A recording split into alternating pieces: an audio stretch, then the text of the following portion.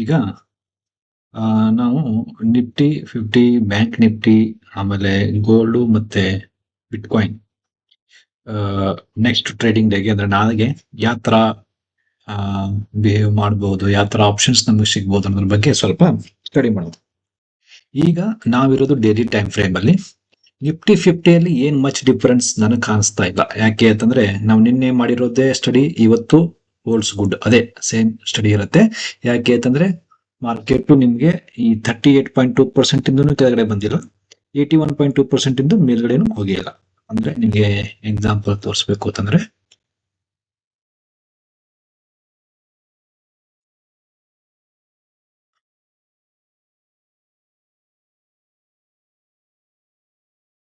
Okay, ಈಗ ನೋಡಿ ಈ 38.2 ಈ 38.2% ಕೆಳಗಡೆನೂ ಮಾರ್ಕೆಟ್ ಕ್ಲೋಸ್ ಆಗಿಲ್ಲ.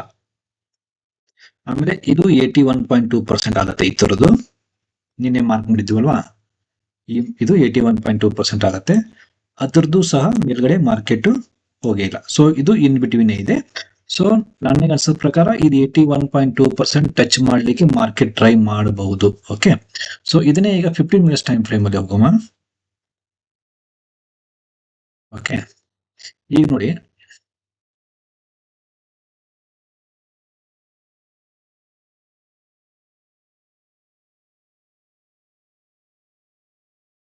ಇದು 1 2 3 4 5. ಇನ್ನು ಸ್ವಲ್ಪ ಡೀಪರ್ ಹೋದ್ರೆ 1 2 3 4 5 6 7 8 9 10 11 12 13 ಮೂವ್ ಆಗಿದೆ ಈಗ. ಓಕೆ, ಸೊ ಇಲ್ಲಿ 1 ಮೂವ್ ಆಗಿದೆ, ಇದು 2 ಮೂವ್ ಆಗಿದೆ, ಇದು 3 ಮೂವ್ ಮಾಡ್ಲಿಕ್ಕೆ ಟ್ರೈ ಮಾಡುತ್ತೆ, 3 ಮೂವ್ ಮಾಡ್ಲಿಕ್ಕೆ ಟ್ರೈ ಮಾಡುತ್ತೆ. ಆ 3 ಮೂವ್ ನಿಮಗೆ 61.8 ಆಗ್ಬೋದು, ಇಲ್ಲ 81.2% ಆಗ್ಬೋದು. ಓಕೆ, ಸೊ ಅದನ್ನ ಈಗ ನಾವು ನೋಡ್ಬೇಕಾಗತ್ತೆ ಎಲ್ಲಿಗೆ ಆಗ್ಬಹುದು ಅಂತ. ಓಕೆ, ಸೊ ಬಟ್ ನನ್ನ ಪ್ರಕಾರ ಮಾರ್ಕೆಟ್ ಒಂದ್ ಸ್ವಲ್ಪ ಅಪ್ ಸೈಡ್ ಮೂವ್ ಕೊಡ್ಲಿಕ್ಕೆ ಟ್ರೈ ಮಾಡುತ್ತೆ. ಸೊ ಇತರದನ್ನು ಹಿಡಿದ್ರು ಸಹ 127% 127% ಆರ್ 161% ಹಿಡಿದ್ರು ಸಹ ಸೊ 25,974 2673 ಇಲ್ಲ 200%. ಸೊ ಈ ರೇಂಜ್ ಅಲ್ಲಿ ಎಲ್ಲಿಯಾದ್ರೂ ಮಾರ್ಕೆಟ್ ಒಂದ್ ಸ್ವಲ್ಪ ಅಪ್ ಸೈಡ್ ಮೂವ್ಮೆಂಟ್ ತೋರಿಸಬಹುದು ಅಂತ ನನಗೊಂದು ಎಕ್ಸ್ಪೆಕ್ಟೇಷನ್. ಓಕೆ, ಸೊ ಇವತ್ತು ಮಂಗಳವಾರ, ಇವತ್ತು ಎಕ್ಸ್ಪೈರಿ ಇತ್ತು, ಅದಕ್ಕೋಸ್ಕರ ಮಾರ್ಕೆಟ್ ಸ್ವಲ್ಪ ಫಾಸ್ಟ್ ಮೇಲ್ಗಡೆ ಮೂವ್ ಆಗಿರ್ಲಿಕ್ಕಿಲ್ಲ. ಸೊ ನಾಳೆಗೆ ಎಲ್ಲವೂ ಫ್ರೆಶ್ ಕಾಂಟ್ರಾಕ್ಟ್ಸ್ ಇರ್ತವೆ. ಸೊ ಅಪ್ ಸೈಡ್ ಮೂವ್ ಆಗಬಹುದು ಅಂತ ನನಗನ್ಸುತ್ತೆ. ಬಟ್ ಯಾವುದಕ್ಕೂ ನಿಮಗೆ ಸ್ಟಾಪ್ ಲಾಸ್ ಮಾತ್ರ ಇದೆ, 25,400 ಈ ಸ್ಟಾಪ್ ಲಾಸ್ ಹಿಡ್ಕೊಳ್ಳಿ. ಆರ್ ಇಲ್ಲಿದೆ ಅಲ್ವಾ, ಇದು ಈ ಝೋನ್ ಇದೆ ಅಲ್ವಾ, ಈ ಝೋನ್ ಕೆಳಗಡೆ ಹೋದ್ರೆ ನಿಮಗೆ ಮತ್ತೆ ಫ್ರೆಶ್ ಫಾಲ್ ಸ್ಟಾರ್ಟ್ ಆಗುತ್ತೆ. Okay, so for time being ನಾವೀಗ ಇದನ್ನ ಡಬ್ಲ್ಯೂ ಅಂತ ಕನ್ಸಿಡರ್ ಮಾಡುವ, ಇದನ್ನ ಎಕ್ಸ್ ಅಂತ ಕನ್ಸಿಡರ್ ಮಾಡುವ. ಆಮೇಲೆ ಒಂದು ವೇಳೆ 81.2 ಕಟ್ ಆಗಿ ಮತ್ತೆ ಮೇಲ್ಗಡೆ ಹೋದ್ರೆ ನಮ್ದೆಲ್ಲ ಕೌಂಟಿಂಗ್ ಚೇಂಜ್ ಆಗುತ್ತೆ. ಒಂದು ವೇಳೆ ಇಲ್ಲಿಂದ ರಿವರ್ಸಲ್ ಆದ್ರೆ ನಾವು ಇದನ್ನ WXYX ಅಂತ ಕೌಂಟಿಂಗ್ ಸ್ಟಾರ್ಟ್ ಮಾಡುವ. ಓಕೆ, ಸೊ ಇದು ನಮಗೆ ನಿಫ್ಟಿ 50 ಬಗ್ಗೆ. ಸೊ ಈಗ ಬ್ಯಾಂಕ್ ನಿಫ್ಟಿ ಬಗ್ಗೆ ನೋಡುವ. ಈಗ ನೋಡಿ ಬ್ಯಾಂಕ್ ನಿಫ್ಟಿ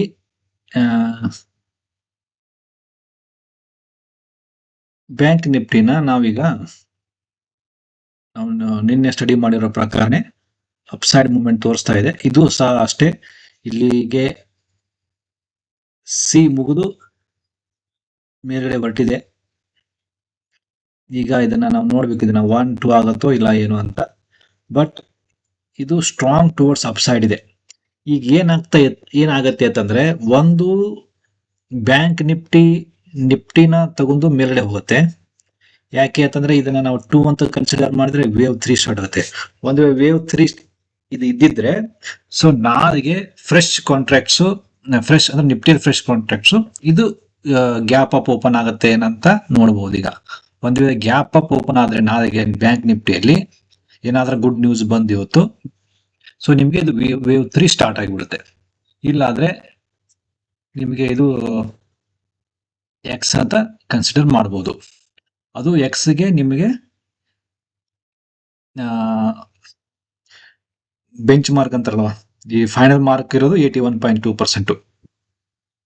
ಇದು ಎಕ್ಸ್ ಆಗಿದ್ರೆ, ಇಲ್ಲಿ ಡಬ್ಲ್ಯೂ ಮಾಡಿ ಇದನ್ನ ಎಕ್ಸ್ ಮಾಡಿದ್ರೆ, ಓಕೆ.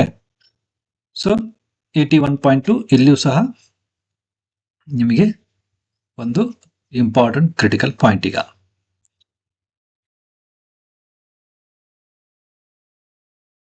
ಇದು ನೋಡಿ, ನಿಮಗೆ ಇನ್ನೂ ಸ್ವಲ್ಪ ಡೀಪ್ ಆಗಿ ಹೇಳಬೇಕು ಅಂತಂದ್ರೆ 15 ಮಿನಿಟ್ಸ್ ಟೈಮ್ ಫ್ರೇಮ್ ಅಲ್ಲಿ ಹೋಗ್ತೀನಿ. ಸೊ ಈಗ ಇದು ಯಾವ ತರ ಮೂವ್ ಆಗ್ಬೋದು ಅಂತಂದ್ರೆ, ಇದು ಡಬ್ಲ್ಯೂ ಆಗುತ್ತೆ. ಈಗ ನಿಮಗೆ ಎಕ್ಸ್ ಇಲ್ಲಿ 61 to 81% ವರೆಗೆ ಆಗುತ್ತೆ, ವೈ ಜೆಡ್. ಓಕೆ, ಸೊ ಇದು ನಿಮಗೆ ಇಲ್ಲಿಂದ ಮೇಲ್ಗಡೆ ಏನಾದ್ರೂ ಮೂವ್ ಆದ್ರೆ ಇದು ನಿಮ್ಗೆ ಎಕ್ಸ್ ಆಗೋದಿಲ್ಲ. ಓಕೆ, ಸೊ ಇದು ನಿಮ್ಗೆ 2 ಆಗುತ್ತೆ, ಇದು ಡಬ್ಲ್ಯೂ ಎಕ್ಸ್ ವೈ ಕ್ಯಾನ್ಸಲ್ ಆಗುತ್ತೆ. ಓಕೆ, ಇಲ್ಲಿಂದ ಮತ್ತೆ ರಿವರ್ಸಲ್ ಬಂದ್ರೆ ಎಕ್ಸ್ ಇಂದ ಇಲ್ಲಿ ವೈ ಆಗುತ್ತೆ, ಮತ್ತೆ ಎಕ್ಸ್ ಆಗುತ್ತೆ, ಮತ್ತೆ ಜೆಡ್ ಆಗುತ್ತೆ. ಅವಾಗ ನಿಮ್ಗೆ ಇದು ಇತರದ್ದು 81.2% ಕನ್ಸಿಡರ್ ಮಾಡಿ. ಇದನ್ನ 75 ಮಿನಿಟ್ಸ್ ಹೋಗಿ ನೋಡ್ತೀನಿ.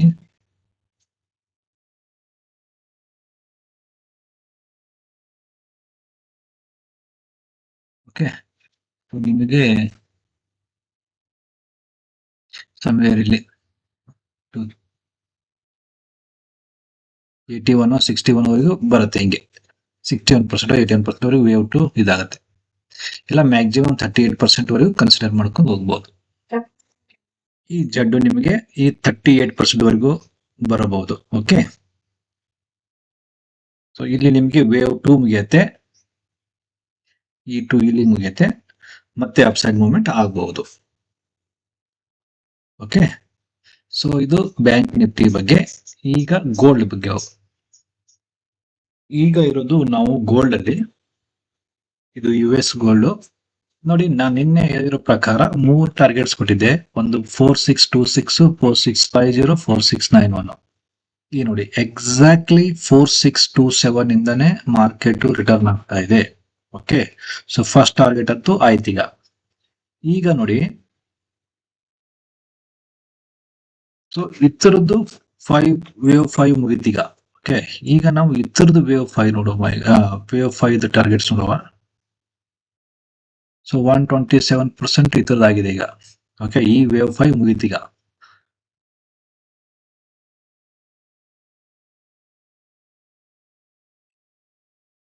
ಇದು ವೇವ್ 5 ಇಲ್ಲಿಗೆ ಮುಗಿತೀಗ.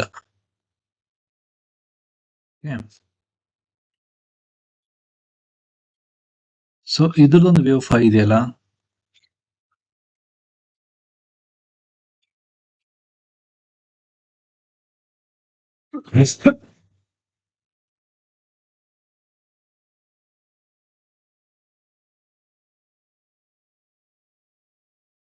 ಸೊ ಇದ್ರದ್ದು 127 ಇಲ್ಲಿಗೆ ಮುಗಿಯುತ್ತೆ.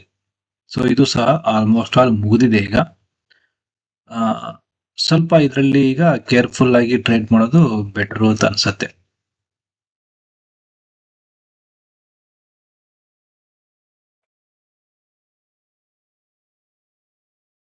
ಇಲ್ಲ, ಇದು 161% ರೀಚ್ ಆಗಬಹುದು. ಓಕೆ, 127% ಮುಗಿದಿದೆ ಅಂತಂದ್ರೆ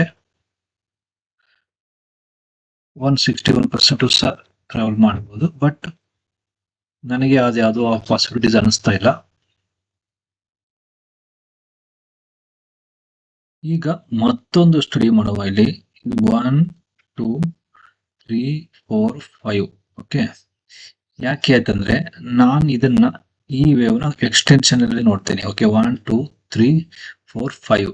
ಓಕೆ, ಇಲ್ಲಿ 3 ಮುಗಿಯುತ್ತೆ, ಇಲ್ಲಿ 2 ಆಗುತ್ತೆ. ಅದಕ್ಕಾಗಿ ಇದನ್ನ 4 ಅಂತ ನೋಡ್ತೀನಿ. ಓಕೆ, ಇದು ಎಷ್ಟು 161% ಇದೆಯಾ? ಓಕೆ, 161 ಇದೆ ಇದು.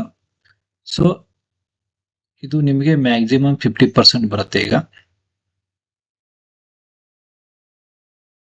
Okay, so 38% rule of alternation ಪ್ರಕಾರ ಇದು ಎಲ್ಲಿಗಾದ್ರೂ ಬರ್ಬೋದು. ಇದು ಕ್ಲಿಯರ್ ಕಟ್ ಆಗಿ ಹೇಳಲಿಕ್ಕೆ ಆಗೋದಿಲ್ಲ. ಸೊ ಇಲ್ಲಿವರೆಗೂ ಸ್ವಲ್ಪ ಡೌನ್ ಸೈಡ್ ಬಂದ ತಕ್ಷಣ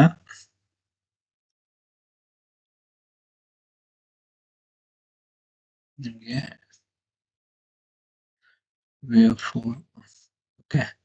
ಸೊ 38% ಇಂದ ನಾವು ಮೂವ್ ಆಗ್ಬಹುದು, ಇಲ್ಲ 50% ವರೆಗೂ ಬರಬಹುದು. ಸೊ ಇಲ್ಲಿಗೆ ಬಂದ ತಕ್ಷಣ ನಮಗೆ ಮತ್ತೆ ವೇವ್ 5 ಆಗುತ್ತೆ. ಇಲ್ಲಿ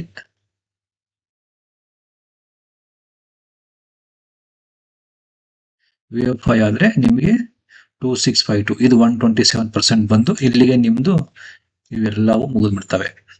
ಸೊ ಇಲ್ಲಿಂದ ಮತ್ತೆ ಫಾಲ್ ಆಗೋ ಚಾನ್ಸಸ್ ಸ್ಟಾರ್ಟ್. ಸೊ ಈಗ 4652 ನಮ್ಗೆ ಒಂದು ಸ್ಟ್ರಾಂಗ್ ರೆಸಿಸ್ಟೆನ್ಸ್ ಅಂತ ನನಗನ್ಸುತ್ತೆ. ಸೊ ಇಲ್ಲಿಗೆ ನಿಮ್ದು ಎಲ್ಲ ವೇವ್ ಕೌಂಟು ಮುಗಿದ್ಬಿಡತ್ತೆ. ಸೊ ಇಲ್ಲಿಂದ ಫಾಲ್ ಆಗೋ ಚಾನ್ಸಸ್ ಹೆಚ್ಚಿಗೆ ಇದೆ. 46 ನಾನೇನು ಹೇಳಿದೆ ಅಲ್ವಾ, ಸೊ ಇದರಲ್ಲಿ 4691 ಡಿಲೀಟ್ ಮಾಡಿ. ಇದೆ ನೆಕ್ಸ್ಟ್ ಇವು ಎರಡೇ ಈಗ ಟಾರ್ಗೆಟ್. ಓಕೆ,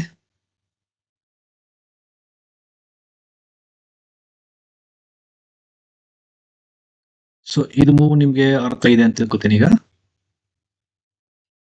ಓಕೆ, ಸೊ ಈಗ ಬಿಟ್ಕಾಯಿನ್ ಸ್ವಲ್ಪ ನೋಡೋಣ. ಬಿಟ್ಕಾಯಿನ್ ಮೊದಲೇ ಡಿಸ್ಕಷನ್ ಮಾಡಿರೋ ಪ್ರಕಾರ ಈ ಟೈಮ್ ವರೆಗೂ ನಾವು ವೇಟ್ ಮಾಡುವ. 14 ಜನವರಿ 4:30 ನಾಳೆ ಮಾರ್ನಿಂಗ್ 4:30 ವರೆಗೂ ನಾವು ವೇಟ್ ಮಾಡುವ. ಇಲ್ಲಿಂದ ಸ್ವಲ್ಪ ತೆರಳೆ ಬರೋ ಚಾನ್ಸಸ್ ಇದೆ. ಇದು 1 2 3 4 5 ಅಲ್ಲ ಇದು. ಓಕೆ, ಇದು ಬಿ ಆಗ್ತಾ ಇದೆ.